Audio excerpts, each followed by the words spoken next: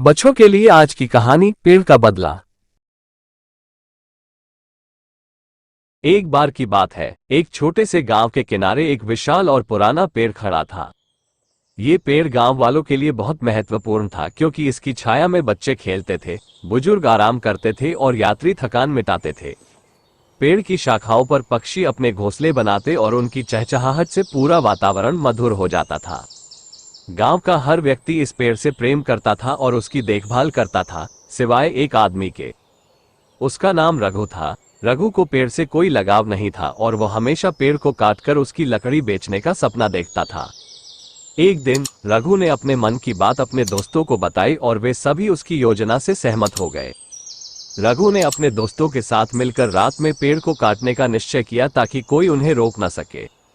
वे सभी अपने औजार लेकर रात के अंधेरे में पेड़ के पास पहुंचे और कटाई शुरू कर दी।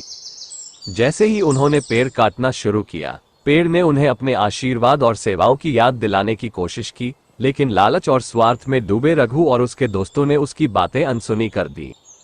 पेड़ को कटते हुए देख गांव के पक्षी परेशान हो गए और उन्होंने गांव के लोगों को जगाने की कोशिश की।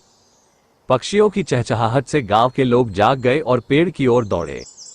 उन्होंने रघु और उसके दोस्तों को पेड़ काटते देखा और उन्हें तुरंत रोका। गांव वालों ने रघु और उसके दोस्तों को समझाया कि यह पेड़ उनके जीवन का एक महत्वपूर्ण हिस्सा है और इसे काटने का मतलब है कि वे अपनी खुशियों और सुख शांति को खत्म कर रहे हैं। रघु और उसके दोस्त अपनी गलती पर शर्मिंदा हुए और गांव वालों से माफी मांगी। उन्होंने वादा किया कि वे अब कभी भी पेड़ को नुकसान नहीं पहुंचाएंगे और उसकी सुरक्षा का ध्यान रखेंगे। गांव वालों ने उनकी माफी स्वीकार की और पेड़ को बचाने के लिए धन्यवाद दिया। इसके बाद गांव वालों ने मिलकर पेड़ के चारों ओर एक बाड़ बनाई ताकि कोई उसे नुकसान न पहुंचा सके। रघु और उसके दोस्तों ने पेड़ की देखभाल करने का जिम्मा लिया और हर रोज उसे पानी देने और उसकी देखभाल करने लगे।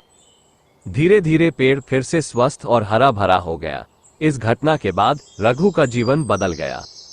उसने समझा कि पेड़ जैसे प्राकृतिक संसाधन हमारी जिंदगी के लिए कितने महत्वपूर्ण है। उसने जंगलों और पेड़ों की रक्षा करने का प्रण लिया और दूसरों को भी इस बारे में जागरूक करने लगा। गांव के लोग भी रघु के बदलाव से खुश थे और उन्होंने उसकी प्रशंसा की। इस कहानी से हमें ये सीख मिलती है कि प्राकृतिक संसाधनों की रक्षा करना हमारा कर्तव्य है।